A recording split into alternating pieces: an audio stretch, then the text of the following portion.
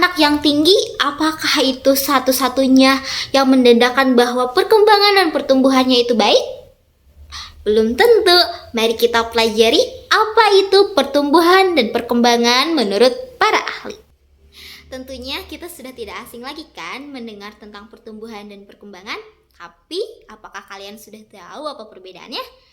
Nah, menurut Santrok, pertumbuhan itu perubahan fisik anak yang bersifat kuantitatif. Contohnya seperti apa sih? Contohnya itu perubahan tinggi badan dan juga perubahan berat badan.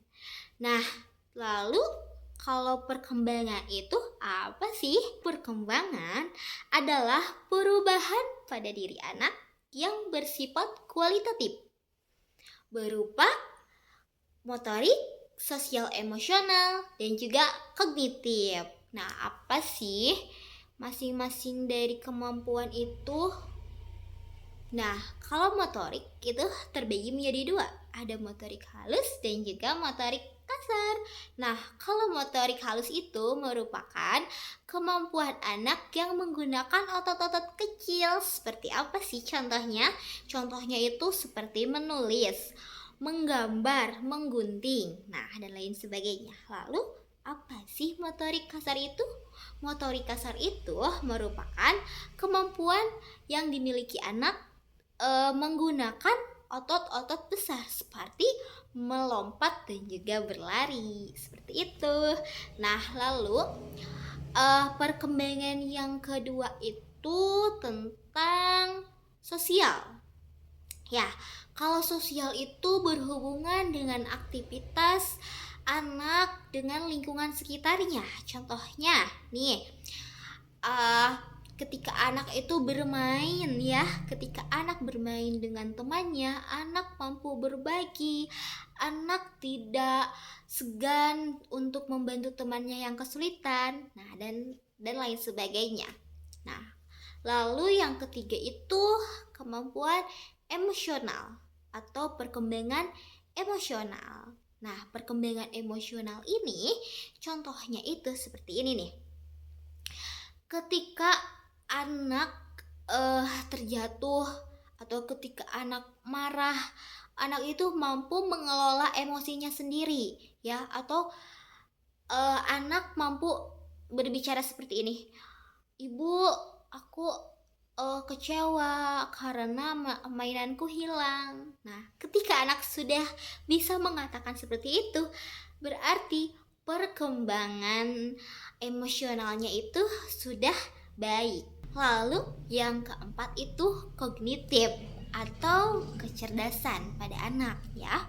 Perkembangan kognitif anak ini tentunya perkembangan kognitif anak ini akan berbeda setiap tahunnya. Tahapannya itu akan berbeda ya, mulai dari lahir, 2 tahun, 3 tahun, 4 tahun, 5 tahun, dan seterusnya itu akan berbeda. Nah, agar anak kita itu perkembangan kognitif itu berkembang dengan baik, kita tuh harus memberikan stimulasi pada anak, mulai anak lahir dan setiap tahunnya, setiap harinya tentunya kita tuh harus memberikan stimulasi agar perkembangan kognitifnya itu sesuai dengan tahap usia anak. Nah, jadi jelaskan bahwa pertumbuhan itu contohnya itu seperti berat badan dan tinggi badan, yang dimana itu berhubungan dengan angka kan.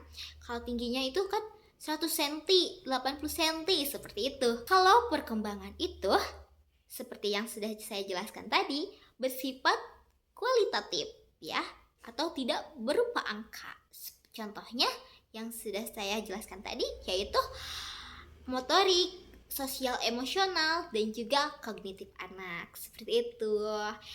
Nah, sebenarnya ini cuma awal ya, cuma dasar, sangat mendasar tentang pertumbuhan dan perkembangan.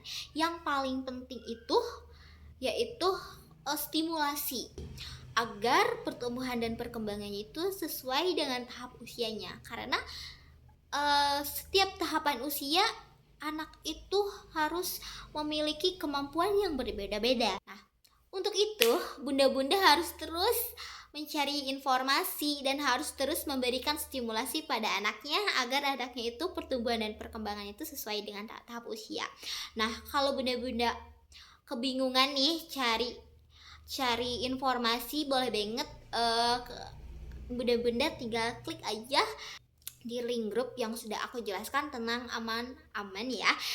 Bunda-bunda bisa nanya apapun gratis ya, mau nanya apapun kapanpun secara gratis. Aku terbuka untuk bunda-bunda yang mau tahu tentang stimulasi pada anak. Sekian ya dari aku, mohon maaf bila ada salah-salah kata. Kita ketemu lagi di video selanjutnya. Assalamualaikum warahmatullahi wabarakatuh.